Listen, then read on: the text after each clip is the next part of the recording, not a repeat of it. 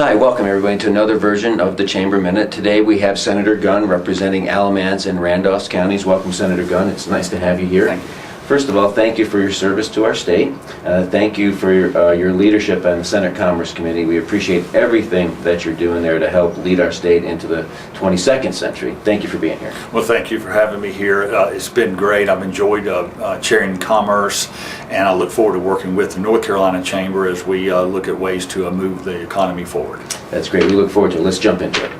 North Carolina is looking different than it did a few years ago. It's reinventing itself. It's got new sectors that are evolving. We have biotech, we have finance, we have a number of different industries that are emerging. What do you see some of the biggest challenges as North Carolina looks to reinvent itself and become an economy that'll last us the next 100 years?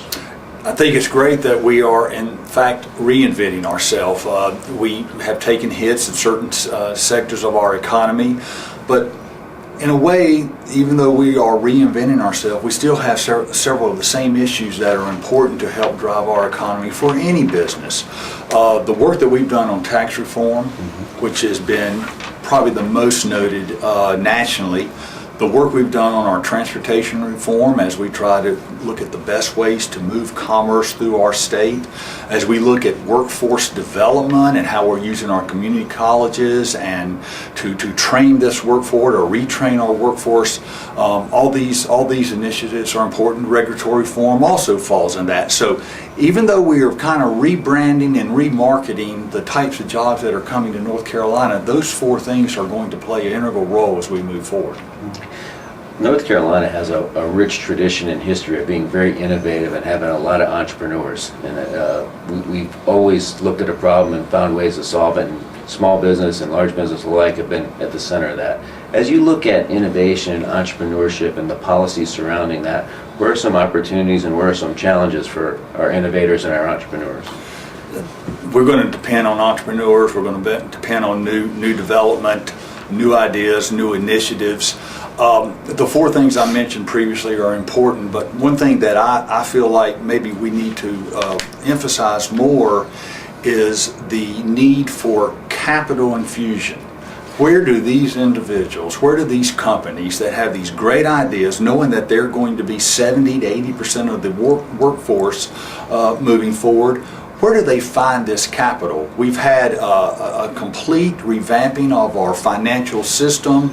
A lot of that has come from the federal government. So we've got to find a way to infuse capital into our market so that these companies can grow and prosper. They can hire employees, they can increase our tax base, and it'll have a dramatic impact on North Carolina.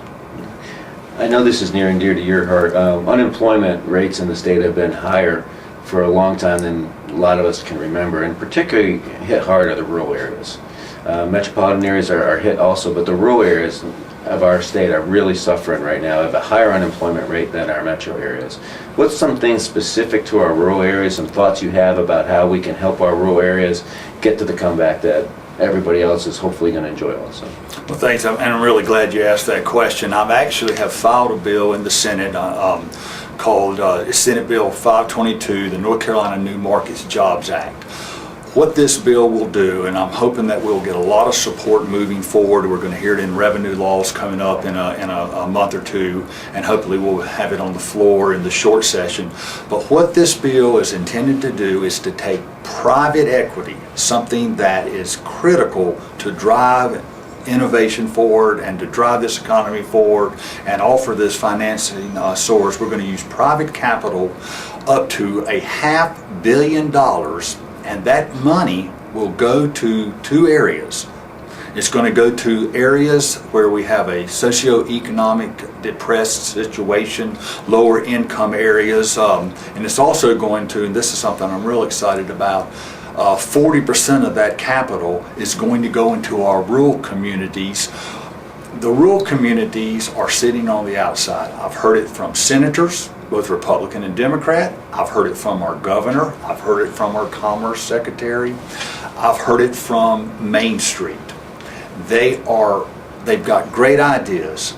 They've got opportunities to grow and prosper. They do not have a financing source, and the New Markets Act will give them the opportunity to take advantage of some of this money, some of this infusion of private capital, and that way they can grow and prosper, hire new employees, increase our tax base.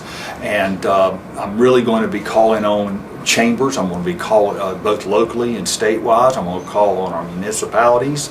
I'm going to be calling on the county governments. We need to get behind this, because if we're ever going to take care of the people that need it the most, which is our rural communities and socioeconomic depressed areas, we're going to have the infusion of private capital, and the New Markets Jobs Act will do just that. Well, thank you for your attention to that, and thank you for everything that you're doing for our state, from your position as senator and from your position as a businessman, to help us grow and get out of this difficult time. You can rest assured that the Chamber will be there with you, and we look forward to continue working with you. Thank you very much for your time today. It was great to have you here, and thank you all. And this concludes another version of the Chamber Minute.